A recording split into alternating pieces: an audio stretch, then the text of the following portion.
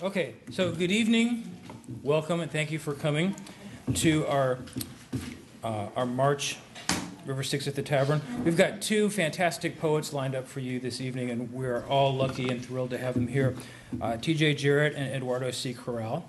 I would also like to tell you, in case I forget later, that this reading and the rest of our reading series are brought to all of us courtesy of the Whitaker Foundation, as well as the Regional Arts Commission and Missouri Arts Commission. I'm also reminding you that we gave little surveys out there. Some of you have seen those. We actually use those because we care about what everybody thinks. So give us your honest, unvarnished opinion, suggestions, love, hate, whatever. We get it all. We're used to it. I only have 3 or 4 feelings left at this point in my life as I turn 50 this week, and I guarantee that none of the things you put on your paper are going to hurt any of them. Let's see. Also, this whole evening is being videoed once again as courtesy of the Whitaker Foundation. So if you have a cell phone, this is your opportunity to turn it off or down or silent or mute now so you don't end up looking like a Yahoo on YouTube. All right, I think that's all the business. At this point, I would like to turn over the podium and the microphone to the lovely and talented Kimberly, one of our associate directors of the River Styx at Tavern reading series. So, Kimberly Lozano.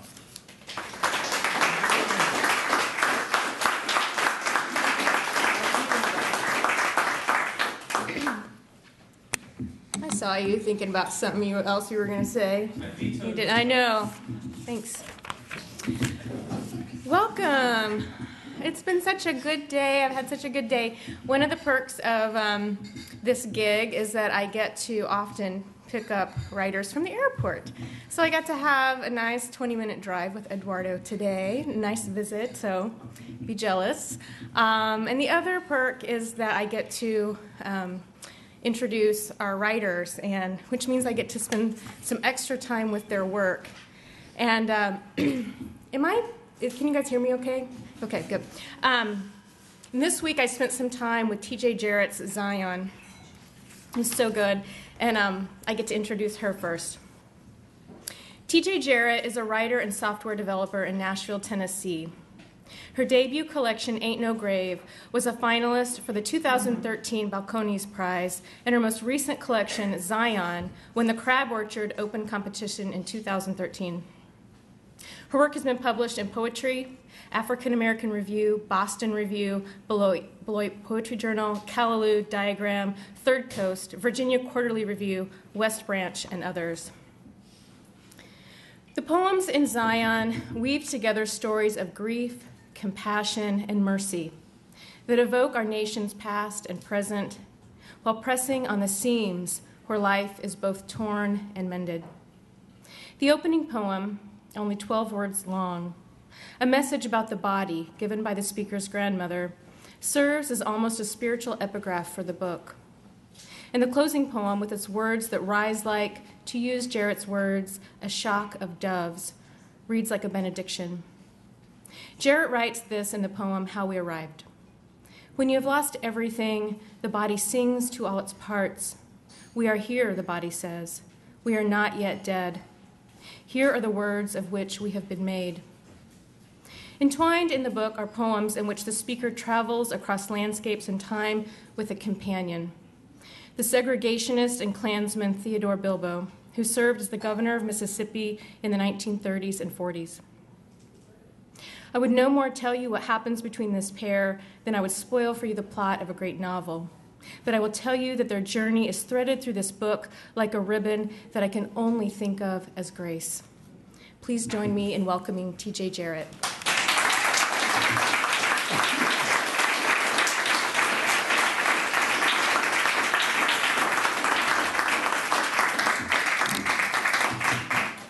Can you hear me in the back?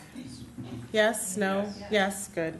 Thank you so much for having me. This is like so many people on a Monday night. Nothing on? There's no television or anything? This is amazing.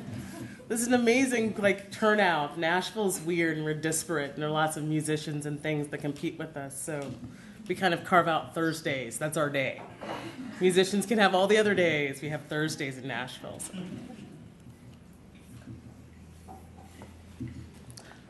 how to speak to the dead. This is how it works. They talk, and you listen. Let them go on at length about the harp lessons and the catalog of their regrets. And then let them begin their questions. And most often, they'll ask about the minutiae of this earth. They'll ask you to detail the habits of the grass and the trees. They'll ask you to tell you about the latest cycle of the cicadas, the red eyes, the husks, the sacrament that is sleep. Tell them about your latest visit to the psychiatrist. Tell them how I diagnosed what you experienced to be a form of complicated grief. And over their bitter laughter, protest and say, wait, I paid for that. Tell them that your husband left last winter and expect their shrugs. Allow them to continue.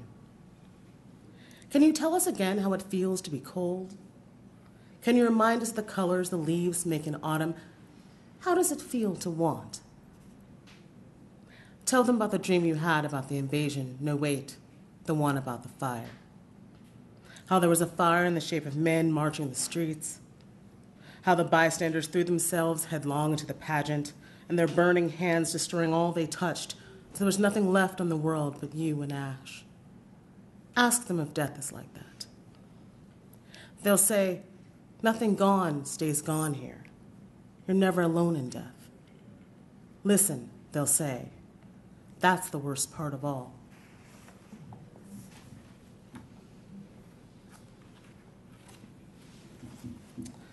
I was born in the 1970s when there were only 4 television stations and whatever was on UHF. I need to contextualize this story because when I was like 5 when Roots came on, and so it was part of an entire cultural conversation. But I was also only 5, and my parents, being forward-thinking parents, made me watch it. And by made, I mean you can't leave this place until until commercial break. I'm like, but I. So, as can be understood, Robert Reed played the plantation master in Roots, and I had a problem separating him from Mike Brady, as any 5-year-old would.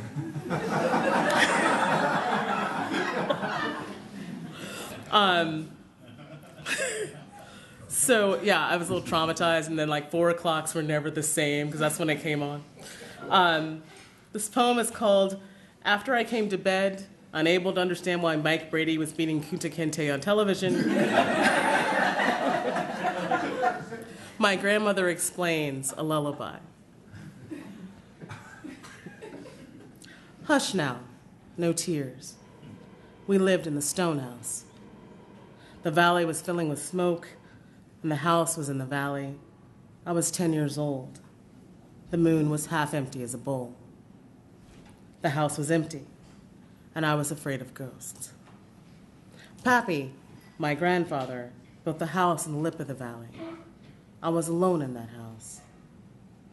The valley was a bowl filling with smoke.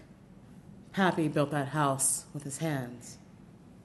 Some stones are no larger than a fist, and the house was on the lip of the valley. A fist is what you make of your hands. Light and smoke were filling the valley. The ghosts passed through, the moon poured out, and I was brotherless and alone. The house choked on the smoke, the valley overflowed with light and smoke. No tears, no tears. My grandmother took the opportunity to tell me about a lynching that happened. I was 5. I'm still 5. She took the opportunity to tell me about a lynching that happened in her town in that valley. I'm like, oh, really? Because I was like, this didn't happen. It's just Roots on TV. And she's like, let me tell you what else happened. Lazarus. Imagine his surprise. Disoriented in the dark and damp of the tomb, all alone and all at once. Hadn't he quit the flesh, wearied of Martha's nagging, don't bother yourself, Lazarus. Don't strain yourself, Lazarus. And his sister's Mary's muffled cries. Then the knock.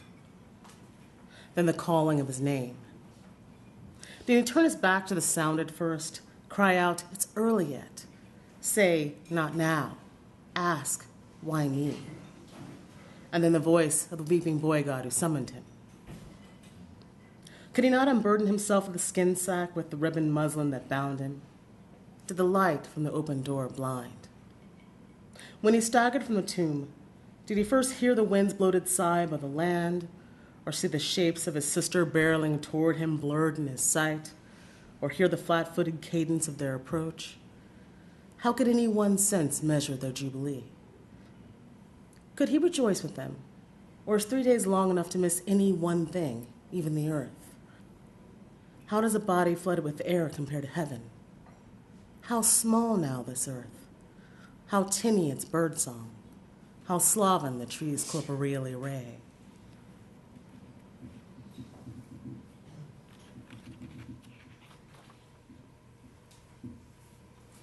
(1920) in Duluth, Minnesota. They strung up the clowns because it was already a circus, because musicians were still playing and bears were common, because the harlequin's head perched above his ruff never seemed to belong to him, because the clowns laughed at the accusation and turned on their too large heels in leaving, because the girl had gone missing, because the Auguste already knew the finite properties of air and had been spinning in it,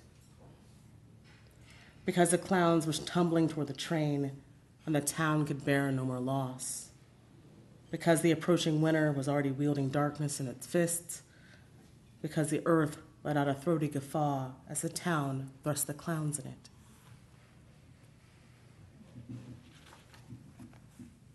What we say to the tree, for Mary Turner, burned and hanged May 17, 1918.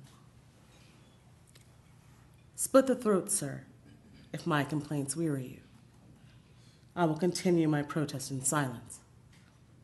Yes, sir, I will march out of this body if you ask. I will take my leave. Light me so that I may curse the dark. I promise I will find words for it and whisper them to the leaves. And when the wind picks up, they will carry.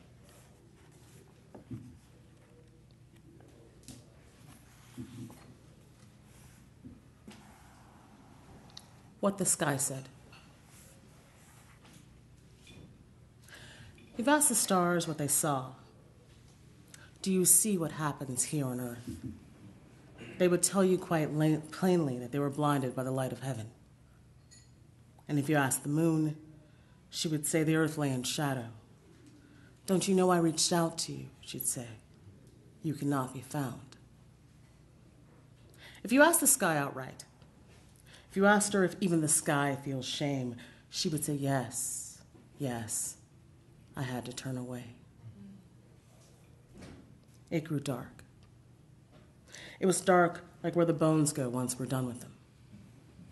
Sometimes, she said, you look into the heart of a thing and you encounter an emptiness. Sometimes, this emptiness squares its shoulders and it stares right back. Listen, that night, it was dark like that.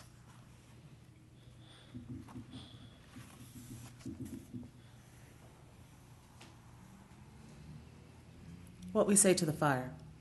For Sam Hose, burned April 23rd, 1899.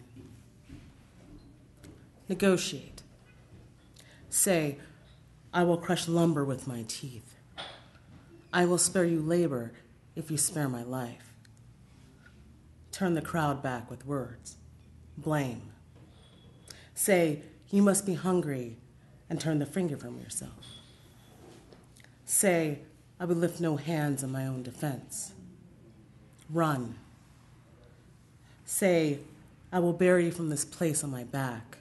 How far have I already carried you?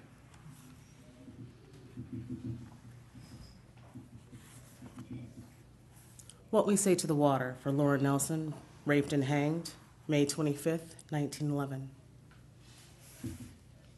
Be still, no further. Apologize to no one. The water says stay, then stay. Wither to nothing. Let the shore thirst red as a wound.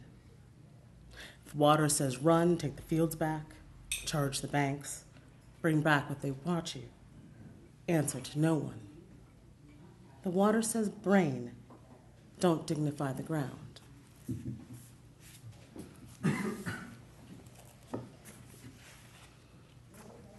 I recently quit my job because it needed quitting.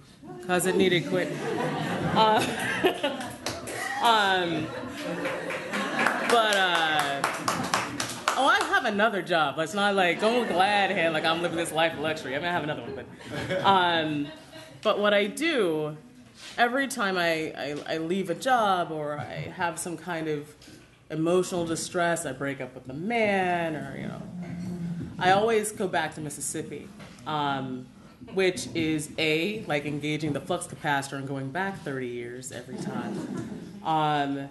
But B, it's strange because my grandmother's dead. She died in 2012. It was kind of the occasion of writing this book. But I always have to go back. I have to be able to touch it and I have to feel it and I have to know. But I was still surprised that was my first reaction. I'm like, I quit my job. Yeah, let's go to Oxford. I'm like, I don't know anybody in Oxford. I have like one friend in Oxford who I had dinner with. Like, that's it. But that's still my first inclination. It's crazy. This is called when they say you can't go home again. No one tells you that the road is endless, but you will not starve. The road is strewn with apples, and the tree is no longer able to contain their fruit or their beauty. They will not tell you what you've called home is unrecognizable, a jumble of fallen leaves burning. It's all consumed, and it's we've consumed it, even its ember and ash. Like I said, you will not starve. No one tells you this nostalgia is a kind of poison, or how long you must wander in despair. They never report the bodies, split from root to throat, split from bloat and want.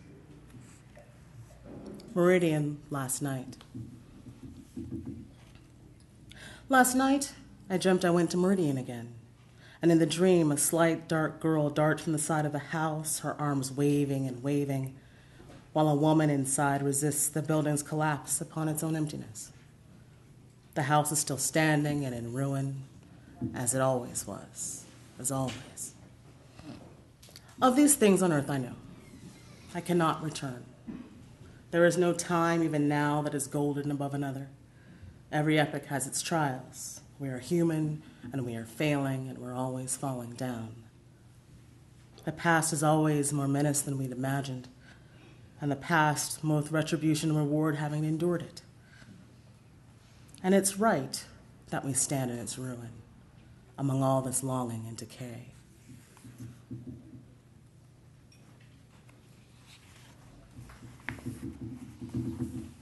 Meridian, Mississippi, 1951, Vice in proper form. There would be a hole in the earth where our town should be, and we would be dead or low to the ground. Dark girl, if the world took proper shape, we would not be sheep. We were never lambs led toward slaughter. Some would take the form of rodent, reptile, bird of prey. The wolves would come. Dark girl, there are no noble creatures of this earth. If there were lions to be found, they would be lean and flesh-hungry. You did not come into this world dewy or translucent with newness. You were a kick and a shriek and a clawing in the gut to be let out. And I'm charged to guide you. Show you sign for hunger, symbol for teeth. There will be lessons in camouflage and stillness. Lessons in the switchgrass and the snakes therein. There will be lessons for the blood, a lesson for the fire, a sign for stay and go. A circling, the way we hold you now, and the raptors overhead descending.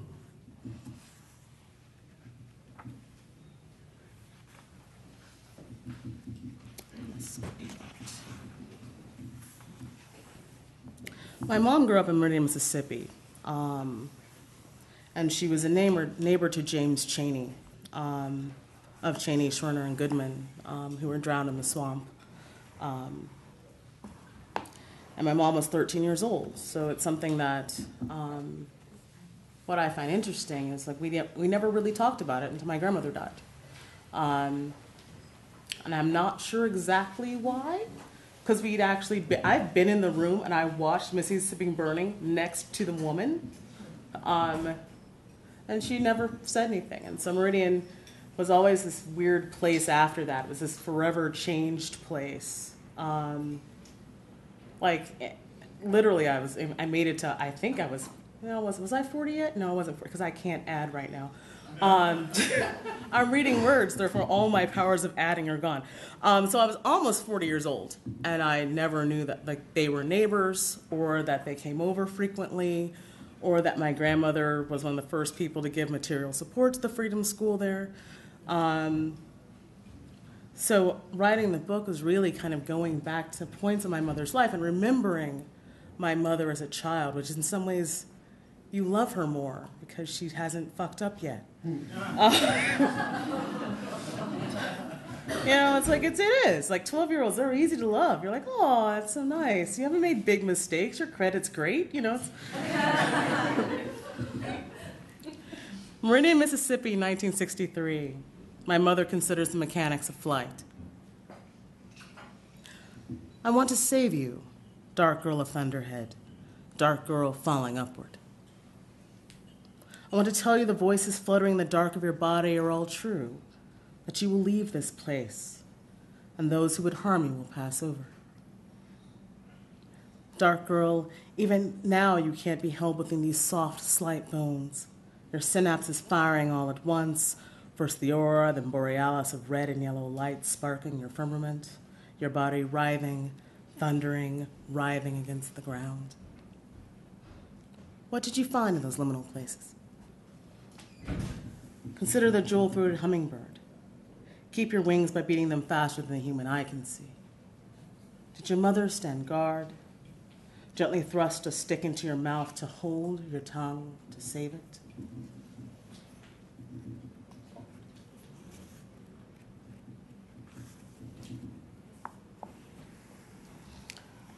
Once upon a time, I broke up with a guy like everybody. And we didn't break up like normal people. It was a long-distance relationship, so long-distance relationships are just whatever. But we kind of broke up. There's ill-advised and whatever. But we broke up, and we had, the last time I saw him was this really beautiful moment, and then there was nothing. It was this very strange kind of like you were holding, kind of like Jack in the Titanic. It's like, hey, I love you, Jack. Bye.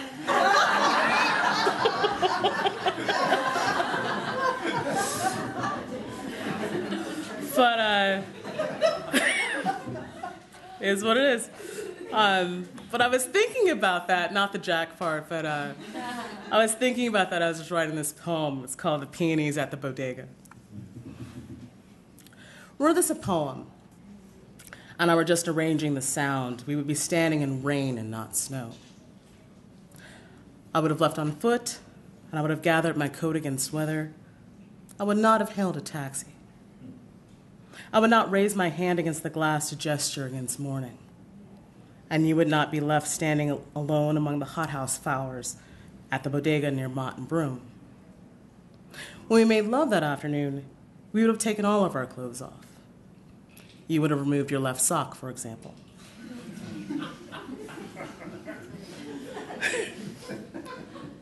In the poem I would write, a woman on the street would not have noticed how much we loved or that we fairly glued with it, nor would they bustle by, clucking and smiling knowingly. In the poem, you would have held the cab yourself, opened the door, and you would have shut me up in it, and I would have kept my eyes forward, and I would not have watched you grow smaller and smaller through the rear window, and you would most certainly would not have waved and waved and waved. And the poem would be near dusk, and there'd be some kind of metaphor about how even the earth participates in the end of things. And I'd mentioned the owners of the bodega were an old married couple, and they were restocking the produce to guard against decay. I'd mentioned the flowers, and they would be peonies, and peonies would stand in for something else. Yeah, that's probably the most apt description I've ever had of that relationship. Bye, Jack. He was, yeah. Had you seen the relationship, you're like, yeah, you should totally, should have dropped him off the side of the, when Celine Dion was singing. I shouldn't even waited until it crashed. I'm sorry. God, I'm an asshole. Anyhow. Meridian, Mississippi, 1964. They moaned so much they called it song. And to that music we swayed. And we called the music sweet. We measured our days between our sorrows and our joys. Dark girl, so great were our joys we named you for them. And we prayed you'd live long so that your joys would outweigh our troubles. Do you remember the night we counted our missing? How after the house emptied of men, I took you to the back room and turned on the radio and we danced. Do you remember how they found the bodies stacked like lumber beneath the earth dam? Did you know I came to you in the night and I watched you in your sleep and I reached out to stroke your hair? I went from room to room to room in the dark, counting and recounting my children. Dark girl, those boys were stripped of their bark and huddled together as if from cold. Outside, the women's cries bleated against the windows. To say what I felt wasn't joy would be a lie. You were accounted for, you were held in the walls of this house, and for that reason, I sat in the chair in the parlor, and I sang my song of praise, and I watched the street from the inside, and I rocked myself to and fro.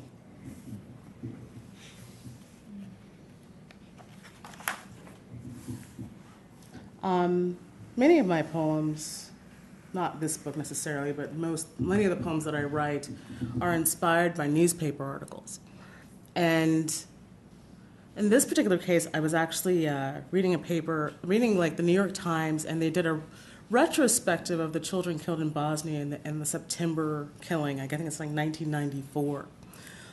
So they were killed September 1, 1994, and so they're revisiting the town in 1995 to visit all the parents and see how they were coping. And there was this one man, Vovo Tumiev, who never changed his house, didn't take anything off the table, like just not anything that happened since that day happened to him. His children's things and both his children and his wife both died. And his wife's things were still some things were lying on the chairs. Things were hanging in the bathroom. The girls' room was not touched, as if they were still there. And so I kind of entered the poem this way. After 40 days, go marry again. She was only just here. That's her in the red dress. That's her, too, her fists full of balloons as if she would fly away. That's her at the bottom of hill. She ran fast as she could up toward the top, her arms wide and her cheek flushed. She reached us breathless, and she toppled both of us.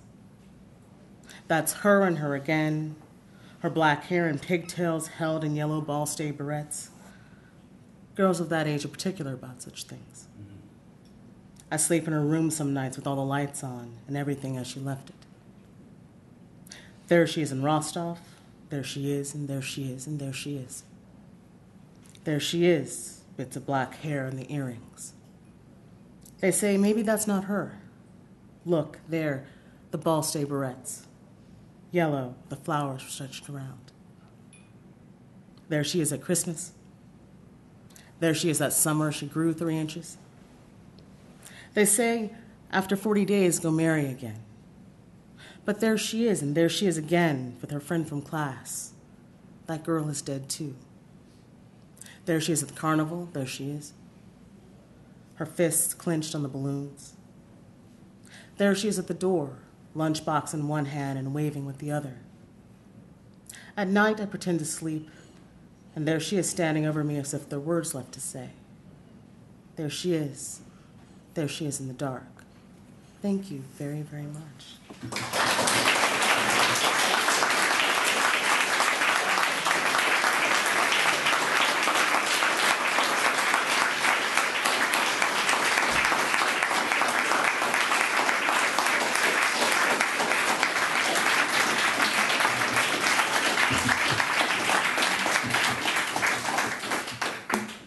Thank you, TJ Jarrett. That was fantastic. We're going to take a very short break, and both TJ Jarrett and Eduardo C. Corral have books for sale right around there, courtesy of Left Bank Books, so you can avail yourselves to them now. While you're there, you can pick up our new issue of River Styx, which has the fantastic dog cover, which we love. Some of these poems have already been featured in Poetry Daily and Verse Daily, and I was looking at this earlier, and I'm amazed at how many of the poets and fiction writers have actually been featured right here at this podium. Thomas Lux, Kiki Petrosino, George Bilger, Richard Cecil, Ahmed Majmadar, Lucinda Roy, Cornelius Eady, William Trowbridge, Gaylord Brewer, Michael Cisnevsky. The list goes on and on. It's people that we bring to our community, and they stay part of our community. And you can find their work right out there. So we'll see you in about 5 minutes.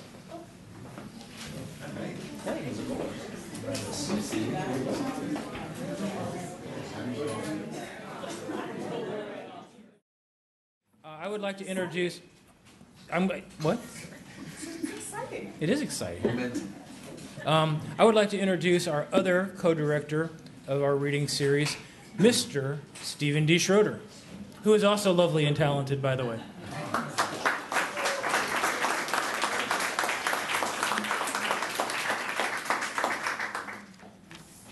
All right. Well, it's my pleasure to be introducing Eduardo to you this evening.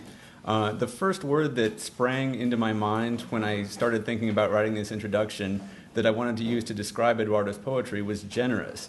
The second thing that came to mind is that's a strange first word to think of to describe poetry.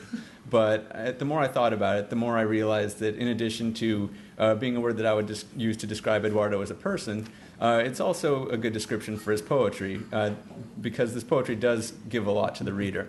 The poems are willing to be vulnerable, but they find strength in that vulnerability. Their linguistic code switching underscores the difficulties many people have living in different worlds, across different worlds. And their beautiful constructions give voices to people on the margins in ways that are immediate and achingly human. I'm going to read just the opening portion of one of his poems, Self-Portrait with Tumbling and Lasso, which is available in Slow Lightning, which you can buy right out there. And if you want to read the whole thing, if he doesn't read it tonight, you'll have to buy the book to read it. So this is the beginning of Self-Portrait with Tumbling and Lasso. I'm drumroll and voyeur. I'm watermark and fable. I'm weaving the snarls of a wolf through my hair like ribbon. At my feet, chisels and jigsaws. I'm performing an autopsy on my shadow. My rib cage, a wall. My heart, a crack in a wall, a foothold. I'm tumbling upward, a French acrobat.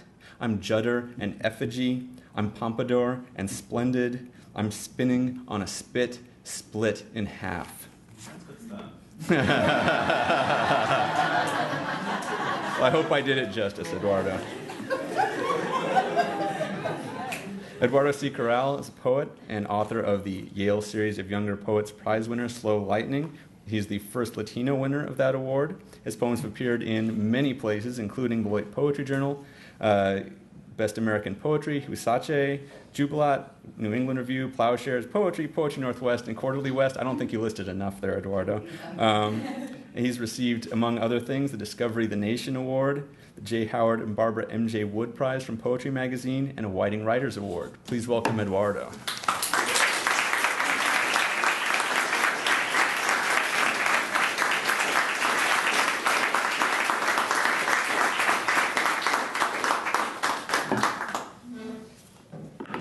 Gracias. Buenas noches. Thank you, Stephen, for the introduction. It's a pleasure to see you again. Can everybody hear me? Yes. I can see most of you, so that's good. Excuse me while I sit up here for a few seconds. I'm going to read 5 New York poems, then I'll get to some of the material from the book. The New York material revolves around that old subject of poetry, right? Heartbreak, right? They revolve around feeling lust, yearning lust for somebody who cannot return those feelings. And these poems ask, what happens to that love, that lust, that yearning, right? How does it deform the body that being contained in, right? And what happens to it, right? And what happens to the environment around the speaker. This first poem is titled Guillotine. The scorpions always arrive at dawn. Gently, with their pincers, they touch the cuts on my lips. I clutch the edges of the mattress, stare at the mirrored ceiling. My mouth opens, but no sound staggers out. The scorpions, dark green, dank, reach in, pull out the razor blade under my tongue. 2 scorpions, a razor blade. Slowly, in unison, without letting go of the metal, they move. A little guillotine making its way down my body. I remember dragging my thumb through his beard, coppery and difficult. The scorpions pause on my chest, tilt the razor blade, a threat, a reminder. It's my task to stop yearning for as long as it takes them to carry a razor blade across my skin. My thoughts surge and swerve from monsoon storms to accordions to pecan groves. The little guillotine starts moving again. I begin to sense the enormity of my body. The razor blade high in the air for now. This poem is titled Sentence, and it borrows an image from a Canadian poet, Don Mackay. Sentence. I crawl back. He unpacks his tools, oils the wood handles, rinses the metal. Fragrant his thighs, fragrant his sneer. Coy and infinity inked on his skin, an ecstatic blue, a bewildered green. Some wounds are ovals, some wounds are opals. The ears of a white wolf pivot toward the moon. I flee now and then, alone in the desert for months, a nomad in a kimono oppressed to gather dust. Beautiful his throat, his words even more beautiful. It's my turn to ask a bit more from you. He likes it when I bleed, strangers once. Gently he hammers gold into a sentence. Gently the sentence enters me.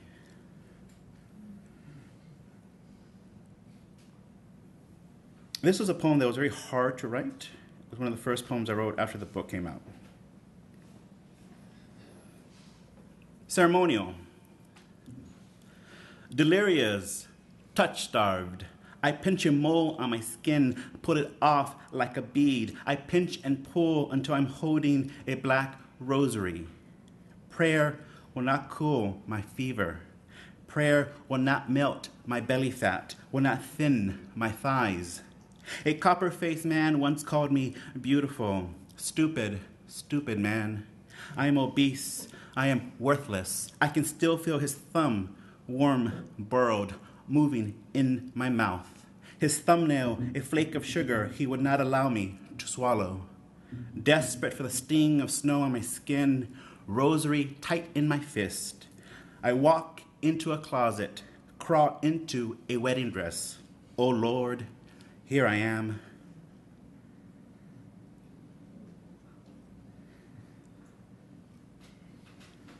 Blackwater. My nephew kept asking me, he's 16, and he's also writing poetry now, right? And he kept saying to me, but you eventually get to the happy stuff, right?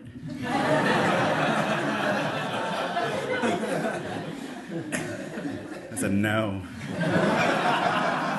Don't. Blackwater. I spit his name out, and 4 wolves appear.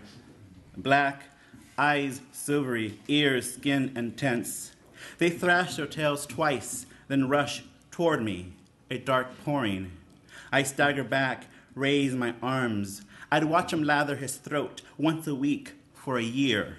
How the oval mirror held him, how it doubled his gestures, his hands quick and odic. The wolves now closer, close, their stench arrives first. Decaying meat, feces, an eye-watering stench that severs me from hunger. The wolves crash into me, furious paws, teeth hot and notched, manes teeming with dirt. Briefly, I'm fording black water. Briefly, I forget his face. Then they vanish. I spin around, nothing but sand and sky the color of clay. Even the stench is gone. Rattled, I tremble and tremble, raw my limbs. Then I hear it, the mirror in your room miles away. It too remembers him. Furred with frost and lust, it howls. There's a big nod to Lorca, one of my primary influences in that poem, who Lorca loved to work with mirror imagery. The last of the new poems, come on iPad, don't let me down, is a persona poem. It is in the voice of a Border Patrol agent who's working the southern desert of Arizona, right? The desert between the United States and Mexico. And the speaker is also, I think the poem will tell you who the speaker is. He's a Mexican-American Border Patrol agent. I think that's all you need to know about this poem. The title is very ordinary and might have to change, so if you have a suggestion for me, I'm more than happy to take it. I'm still learning. Border Patrol agent. Yeah, right. So, when you say it out loud in front of an audience, everybody goes, his limitations come shining through. Okay. Untitled. Wow. Summer is a puta. I park beneath branches, crank up the AC in the Jeep. I hate the rearview mirror. It makes me look like my father, chaste and singed. Last week, beneath a sky Walmart blue, in a clearing full of bottles, sneakers, teepee rows, I found a body, legs gnawed to the knees, barbed wire tight around the throat. I remembered graffiti on a boater. God is always hungry. Sometimes, with binoculars, I watch wild horses hurry through the heat. Once, a yearling stopped mid-gallop, then collapsed into a bed of coals the rain could not extinguish. The radio is always crackling. 6 wets sighted on infrared need a speaker stat. I only speak Spanish with my father. He often mistakes blue parakeets perched on the stove for gas flames.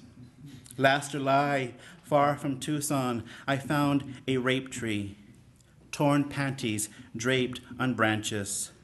The tree, a warning, a way for smugglers to claim terrain. Lightning climbs a hillside like a stiltwalker. Rain strikes the windshield. I think of my wife, asleep on her side, breasts pressed together as if one were dreaming the other. Her womb empty, my dick useless. There are things I just can't tell her. Sometimes only body parts remain. They're buried in baby caskets.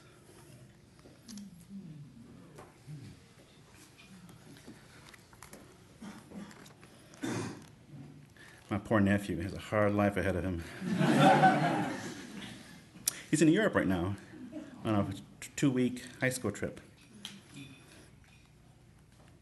I count myself very lucky with this book that I was able to give him that gift, right? Because my parents couldn't afford that gift for me when I was a high school student. And I said, yes, you're going to go. Poetry is going to take you there. This first poem from the book is actually the first poem in the book, an ekphrastic poem.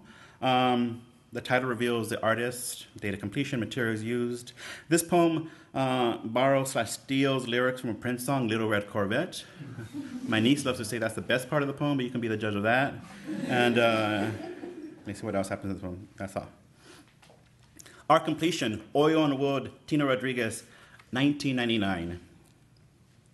Before nourishment, there must be obedience. In his hands, I was a cup overflowing with thirst. 8th ruler of my days, 9th lord of my nights, he thrashed above me like branches. Once, after weeks of rain, he sliced a potato in half to remind me of the moon. The dark slept in the small of his back, the back of his knees, pale music. We'd crumble the Eucharist and feed it to the pigeons, sinvergüenza, escuincle, he who makes things sprout. In the margins in a book of poems by Emily Dickinson, he scribbled, she had a pocketful of horses, Trojan, and some of them used. Often, I mistook him for a storyteller when he stood in the rain. A su izquierda, huesos. A su derecha, mapas de cuero. When I'd yawn, he'd pluck black petals out of my mouth. When I sent this manuscript off to the Yale contest in the fall of 4 years ago, 5 years ago. Time passes really quickly. I got the phone call from Carl the next February, right? I was at a McDowell colony. I got the phone call from him, right? He said, hey, guess what just happened? And then I don't remember if it was that conversation or the next phone conversation after I left the colony that he said, I love the poems, blah, blah, blah, blah, blah, but there are two things that are not working with your manuscript.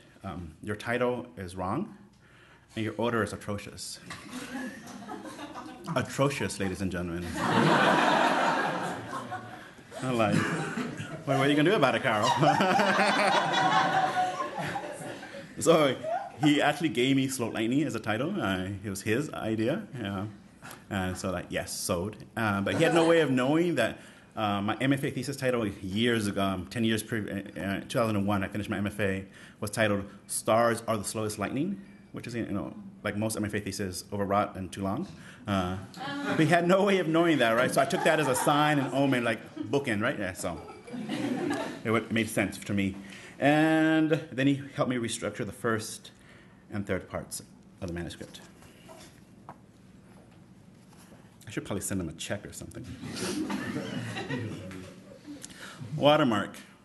In this poem, I steal 2 snippets of language from a Gwendolyn Brooks poem, A Boy Breaking Glass. If you're a young poet and you want to see how somebody has mastered syntax and musical elevated diction, you read Gwendolyn Brooks. And this poem also repeats the word socorro. And in Mexican Spanish, when you call that word out urgently, it becomes a call for help. And socorro also happens to be my mother's name. So. You see what I did there, right? Yeah. I'm a master of the fine arts. So. Watermark. In the dark, only the devil can cast a shadow. Too poor to afford lilies, she walked down the aisle holding a glass of milk. Her left breast is nicknamed Juan, the right Diego. Nightly she catches moss with newspaper cones. Hammock skipper, Southern Emerald. Lungs black with cancer, her father was buried 2 months before the wedding. Her name, a tassel in my mouth, Socorro, Socorro. Rain pierced her womb when she was 6 months pregnant. Rain singed the face of her child, the burn marks turning into beauty marks. A beautiful flaw, terrible ornament. I keep a spur under my pillow to ward off nightmares. Too poor to afford lace, she walked down the aisle on a cold afternoon, her breath a veil. She arranges moth wings on a table, reads the wings like tarot cards. 9 of swords, knight of coins. Her mouth waters when she hears a bolero. Her father was buried in pleated pants. Day after day, she folds and folds papers. Alas, farros. She gave me a pack of cigarettes on my 13th birthday. Often, I put on the gold ring she leaves by the sink. Not cathedrals, but presents. The first man she saw naked was the rain. The dark of her knees, a watermark. Socorro, socorro. If I dream I'm cupping her face with my hands, I wake up holding the skull of a wolf.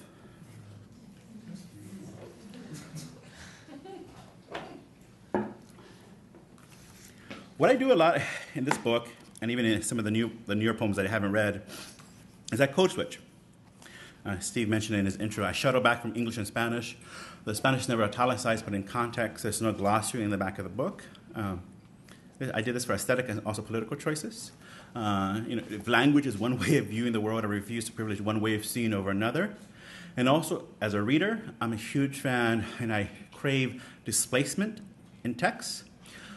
A foreign word or phrase, allusion, a reference outside my body of knowledge, even experience outside my own life experiences, right? All these kind of moments displace me from the text. But as a reader, I find it very pleasurable to work my way back into the text. So I'm always on the lookout for those moments in my drafts of displacement. Often those moments get workshopped out, though, right? This poem, the title functions as a first line. I think it's the term Onramp title. Mattia Harvey came up with it, if I'm correct, and it might not be correct.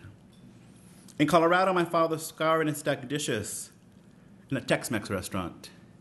His co-workers, unable to utter his name, renamed him Jalapeno. If I ask for a goldfish, he spits a glob of phlegm into a jar of water. The silver letters on his black belt spell sangron. Once, borracho, at dinner, he said, Jesus was not a snowman. Arriba Durango, arriba Orizaba. Packed into a car trunk, he was smuggled into the States. Frijolero, greaser. In Tucson, he branded cattle. He slept in a stable. The horse blankets, oddly fragrant. Wood smoke, lilac. He's an illegal. I'm an illegal American. Once, in a grove of saguaro at dusk, I slept next to him. I woke with his thumb in my mouth. No que no tronabas pistolita. He learned English by listening to the radio. The first 4 words he memorized, in God we trust. The 5th, percolate. Again and again, I borrow his clothes. He calls me Scarecrow. In Oregon, he picked apples, Braeburn, Jonah Goad, Cameo. Nightly, to entertain his cuates around a campfire, he strummed the guitarra, sang corridos, arriba Durango, arriba Orizaba. Packed into a car trunk, he was smuggled into the States. Greaser, beaner. Once, borracho, at breakfast, he said, the heart can only be broken once, like a window. No mames. His favorite belt buckle, an águila perched on a nopal. If he laughs out loud, his hands tremble. Bugs Bunny wants to deport him. Cesar Chavez wants to deport him. When I walk through the desert, I wear his shirt. The gaze of the moon stitches the buttons of his shirt to my skin. The snake hisses. The snake is torn. In this poem, when I first started writing this poem, I had a hard time using the word illegal to describe the father figure in this poem. No human being is illegal, right? It's a horrible term to use to describe somebody, right, on this earth. So I said, how can I, as a poet, allow myself to use that word, right? So that's why the word lilac appears in that same line right before, right? So the beauty of the word lilac kind of tempers some of the ugliness of illegal.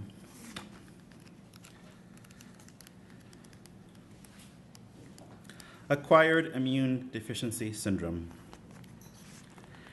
At 1:45, blue beetles crawling along the minute hand of the wall clock, I awaken, panicked, next to my lover, a caramel-hued cello asleep on embroidered linen. A light bulb blazes, burns out. A doe's flash a white tail, then instructs the fawn to follow its mother in flight. I hurry down a hallway, through a door, into a pasture where mules are grazing. Moonlight floats in the air like coarse cloth, silver-speckled and woven on the looms of mirrors. Once I tore into the torso of my cello and discovered its heart, a pair of horseshoes caked with red clay. The mules surround me, necks bent, nostrils pluming out different lengths of breath. I toss off my robe. A mule curls his tongue around my erection. I throw my head back and stare at the slowest lightning, the stars.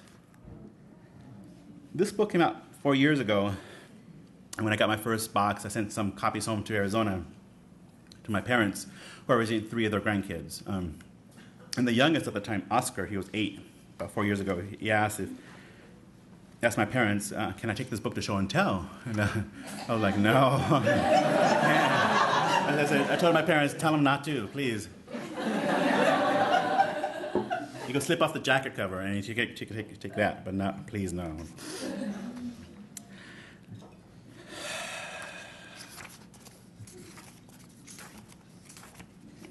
It's a very small poem. I'm very fond of this poem. It began as an imitation of Rita Dove's Geometry. That poem has always still kind of enthralls me with its magic. That little poem is so brilliant. I was born and raised in a very small town in Arizona, Casa Grande. Even the locals, even the native Spanish speakers say Casa Grande, right? It's a linguistic trick of the place. So we know you're not from there if you say Casa Grande, right? But this is a desert town, right? Surrounded by cotton fields. And in the summer, I would run through those fields, imagining that the cotton would snow. And I remember walking back home one summer, July, 110, 111, asking for a coat so I could go back into the snowfields. And I remember the look on my mother's face. Yeah. The blindfold. I draw the curtains. The room darkens, but the mirror still reflects a crescent moon. I pull the crescent out, a rigid curve that softens into a length of cloth. I wrap the cloth around my eyes, and I'm peering through a crack in a wall, revealing a landscape of snow. It's funny how the poems kind of stick with you, right? You have some affinity for. I'm going to read this first poem. I came of age at the height of the AIDS epidemic in that small town of Casa Grande, late 80s, early 90s, when AIDS was still a death sentence before the invention of the cocktails. And there are no books in the library about gay men or even HIV prevention or anything like that, right? I asked the librarian to order some books, and she said, we don't order those books in our town. So the only imagery I had of gay men, only kind of models I had were these men on TV in the nightly news, right? These skeletal men kissed by death and public scorn. And so for the longest time, I assumed this was the only possibility for me as a young gay boy, right? That death was the only kind of end journey, right? So to speak. That said, this fear about the virus becoming sick also is one of the roots of my imagination, because I spent a few years almost nightly going to sleep thinking, what if, right? So this fear and anxiety kind of nourished and burst open my imagination. Acquired immune deficiency syndrome. I approach a harp abandoned in a harvested field. A deer leaps out of the brush and follows me in the rain. A scarlet snake wound in its dark antlers. My fingers curled around a shard of glass. It's like holding the hand of a child. I'll cut the harp strings for my mandolin, use the frame as a window in a chapel yet to be built. I scrape off its blue lacquer, melt the flakes down with a candle and ladle, and paint the inner curve of my soup bowl. The deer passes me. I lower my head, stick out my tongue to taste the honey smeared on its hind leg. In the field's center, I crouch near a boulder engraved with a number and stare at a gazelle's blue ghost, the rain falling through it. I'm going to end with two poems. I don't know who invented that two-poem salute, and it's really, whoever invented it needs a kick in the butt. I am struggling here. What should I read? To the Angel Beast. There are two poems in the book that are in conversation with a Robert Hayden poem, Boneflower Elegy. I contend that this lyric, which was published by design, he asked it to be published after his death in 1980, is a homoerotic lyric. Hayden acknowledged his possible bisexuality in interviews, public interviews. It was a common fact among his friends and scholars, right? And it's a struggle he shared with his wife, Emma. Right? It was something they struggled with together. And he believed that the cancer that killed him in 1980 was a punishment from above, from the divine, for his orientation. Right? In this Boneflower Elegy, he invokes two characters, the angel beast and beast angel, out of fear. Right? They're going to rend him. Right? They're going to tear him apart. And so I decided to write two poems mixing fear and some kind of love and appreciation for these two characters to kind of balance it out. That said, Hayden is important to me as a poet, still is. This book is in the shadow of Robert Hayden.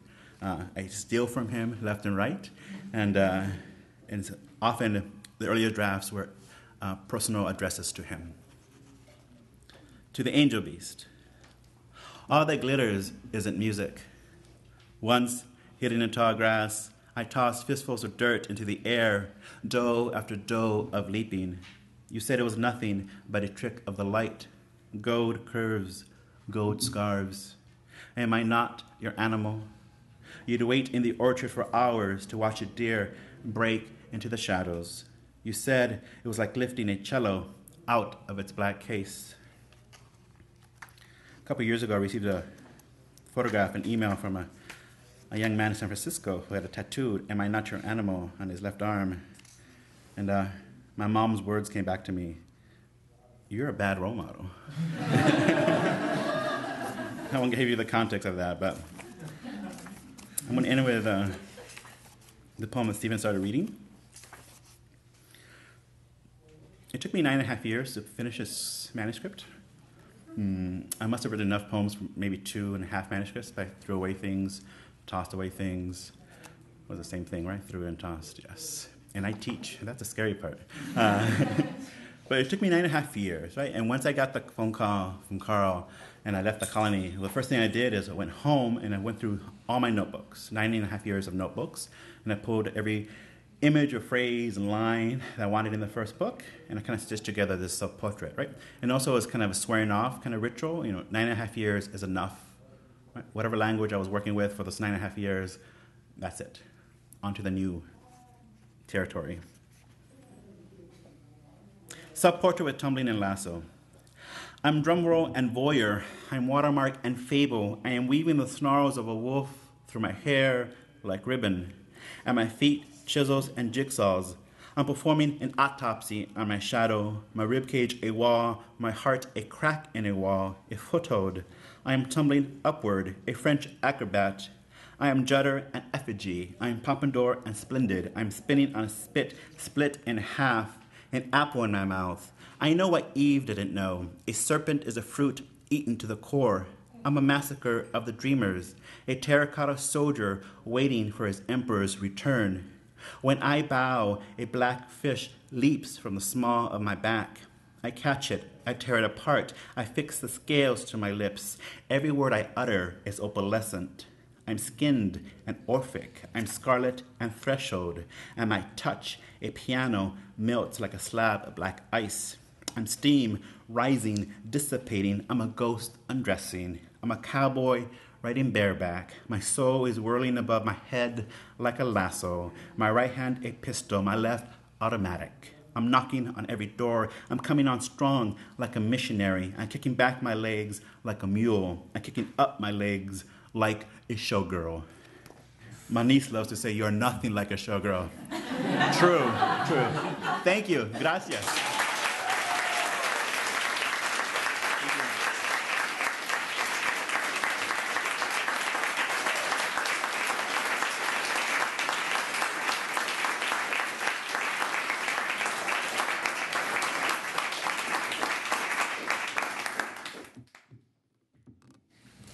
Can I just say that this night was everything I love about poetry readings? It was humorous, it was sorrowful, and the generosity of human spirit. It's exactly why we do this. So thank you, both of our poets, T.J. and...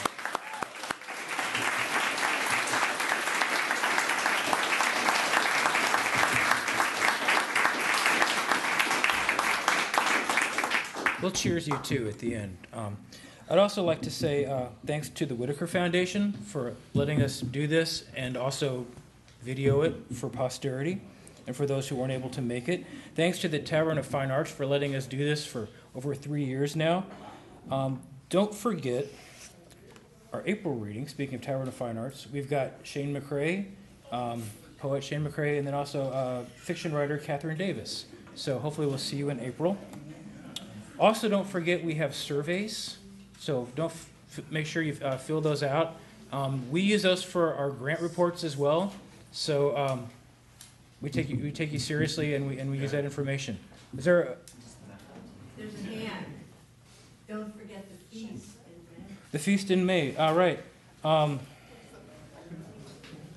I'm off track. Oh yeah. Don't The e-script cards. Don't forget the e-script cards. And then we do have our literary feast in May as well, which we'll be passing out more information. And that will be, even though it says Pam Houston here, it's not Pam Houston. It's Allison Joseph will be our featured speaker for that.